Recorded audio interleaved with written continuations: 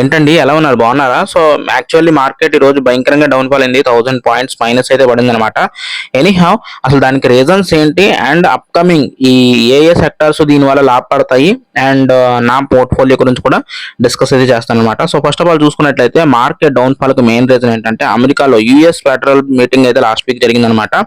So, అందులో discuss చేసుకున్నది ఒక పాయింట్ ఏంటంటే ఇప్పుడు ఉన్న అన్ని బ్యాంకుల్లో యూఎస్‌లోని అన్ని బ్యాంకుల్లోని ఇంట్రెస్ట్ రేట్ అనేది తగ్గించడం అనేది జరుగుతుందన్నమాట. సో దీనివల్ల లాభపడే సెక్టార్స్ కొన్ని ఉన్నాయన్నమాట. దాని గురించి డిస్కస్ చేస్తానికి వచ్చేపట్లో దీనివల్ల కూడా దీని ఇంపాక్ట్ అనేది జరిగిందనమాట. అండ్ ఇంకొకటి ఏంటంటే మార్కెట్ లాస్ట్ 14 డేస్ నుంచి అప్ ర్యాలీ తప్ప డౌన్ ర్యాలీ లేదనమాట. సో ఇది కూడా డౌన్ ర్యాలీకి ఒక రీజన్ అయితే అయిందనమాట. అండ్ డాలర్ ఇన్బ్యాలెన్స్ కూడా జరిగింది చాలా వరకు.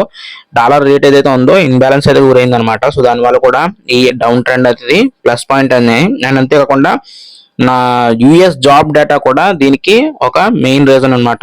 యుఎస్ జాబ్ డేటా త్వరలో ఇచ్చారు కదా లాస్ట్ టైము. సో దాని వల్ల కూడా కొంత డౌన్ ర్యాలీ అయితే జరిగింది. సో కన్నుడి చావుకి శతకోటి రీజన్స్ అన్నట్టు. సో ఇలా అన్ని రీజన్స్ కలిసి ఈ రోజు డౌన్ ఫాల్ 1000 పాయింట్స్ మైనస్ అయితే అయింది.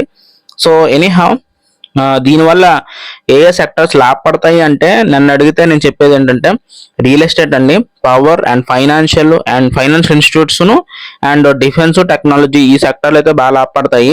రానున్న రోజుల్లో ఈ సెక్టార్స్ లో ఇన్వెస్ట్మెంట్ చేస్తే కనుక సూపర్ ఉంటుంది అనమాట. అండ్ ఈ రోజు నా యొక్క షేర్ మార్కెట్ కూడా అంటే పోర్ట్ఫోలియో కూడా ఆల్మోస్ట్ మైనస్ లోనే జరిగింది అనమాట చూసుకున్నట్లయితే. అండ్ అయితే నేను జొమాటో షేర్ అయితే బాగానే ఉన్నాయి, అదైతే అమ్మేశాను. 600 రూపాయలు ప్రాఫిట్ అయితే సంపాదించాను. సో చూడాలి సోమవారం ఏది అమ్మాలో చూస్తున్నాను. అండ్ కొన్ని చిన్న చిన్న పెన్నీ స్టాక్స్ కూడా అమ్మేశానండి. అది అవసరం లేదు, అందుకని నేను దాని గురించి చెప్పట్లేదు, తక్కువ లాభానికే. బట్ ఇదన్నమాట జరిగింది. ఓకే, ఉంటాను, బాయ్.